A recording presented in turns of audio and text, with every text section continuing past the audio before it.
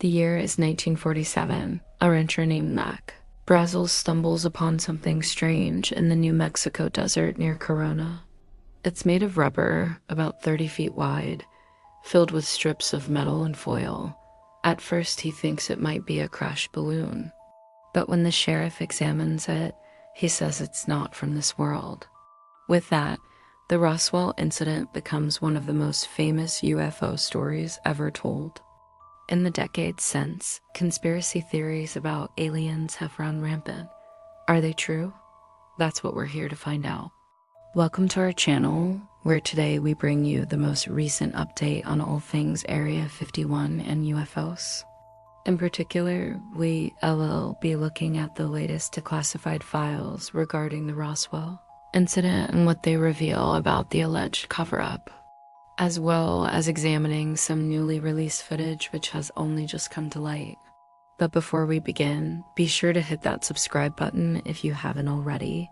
That's right, you heard the man. Please do that now so you don't miss any future videos. Thank you.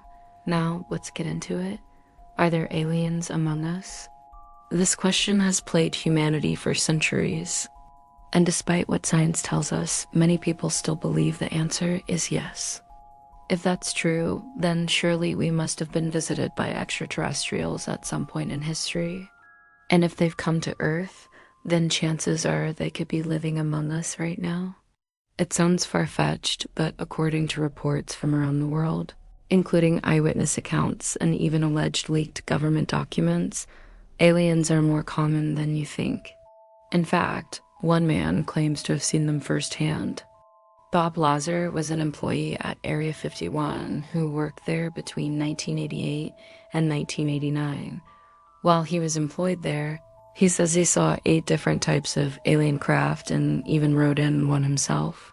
He also saw beings from other worlds and says their technology is thousands of years ahead of our own. Bob has been ridiculed for his claims over the years, but he insists that everything he said is true. He also claims that Area 51 houses recovered alien vehicles and bodies, and that the government is hiding them from the public. Some believe Bob to be a liar who fabricated the entire story for attention. Others think he may be telling the truth. So what really happened at Area 51, and does the declassified file shed any light on the situation? Let's take a look back at the Roswell incident and what it revealed about Area 51. On July 8, 1947, a local newspaper reported that a ranch hand had found what looked like a large balloon in the New Mexico desert near Corona. The balloon was made of rubber and foil and was filled with strips of metal. At first, everyone thought it was just some sort of weather balloon, but when the sheriff examined it, he said it wasn't from this world. With that, the Roswell incident became one of the most famous UFO stories ever told.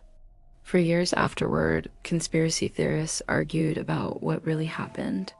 Some said it was a flying saucer from another planet. Others said it was a secret military project. Then there were those who claimed it was nothing more than a weather balloon. However, recently, some declassified CIA files have revealed some interesting details about the case. According to these files, the government did recover something in Roswell, New Mexico. However, it wasn't an alien spacecraft. It was actually a nuclear surveillance device that had been dropped by a B-29 bomber. As for why the government lied about it being an alien spacecraft, well, that remains a mystery.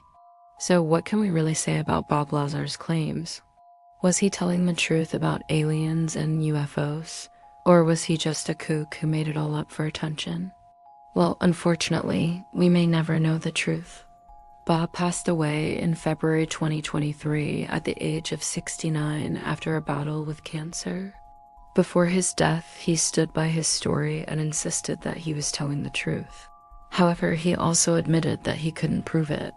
I wish I could say that there's irrefutable proof that there are extraterrestrials visiting our world.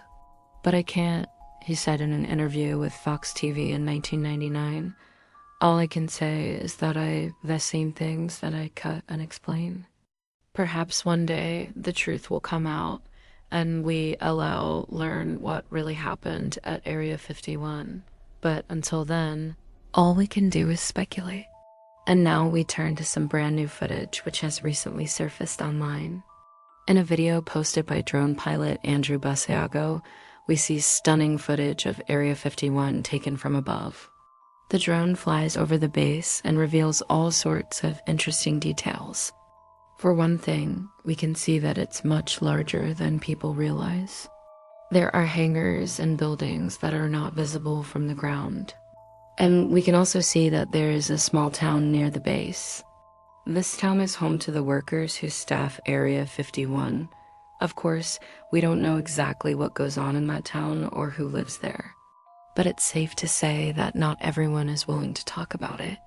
So what does the footage tell us about Area 51 and the Roswell incident? Unfortunately, not much. It doesn't prove that aliens are there, nor does it prove that the Roswell incident was anything more than a weather balloon. However, it does show us just how secretive the base is. If the government didn't want people to know what was going on at Area 51, then why would they allow drones to fly over it? Well, the answer is simple. They don't care anymore. The government has declassified a lot of documents about Area 51 and has basically said, here, you can have it. They're not trying to hide anything anymore. However, there are still some things we don't know. For example, we don't know what happened to the alien bodies that Bob Lazar claims to have seen. Did the government recover them? Are they still at Area 51? Or were they moved somewhere else? Well, according to Bob, the government did recover some alien bodies, but they've done a good job of hiding them from the public eye. After all, if word got out that there really were aliens on Earth, it would cause mass hysteria. People would panic and the government would lose control of the situation. So it makes sense why they would want to keep this information under wraps. At the end of the day, we may never know the truth about Area 51 or aliens in general. There are just too many unanswered questions and too much speculation. However, one thing is for sure, the government is no longer trying to hide anything. If there are aliens among us, then surely we'll find out sooner or later. What do you think is going on at Area 51? Do you believe Bob Lazar's claims about aliens? Let us know your thoughts in the comments below. And while you're at it, be sure to subscribe so you don't miss any future videos. Thank you for watching. Until next time.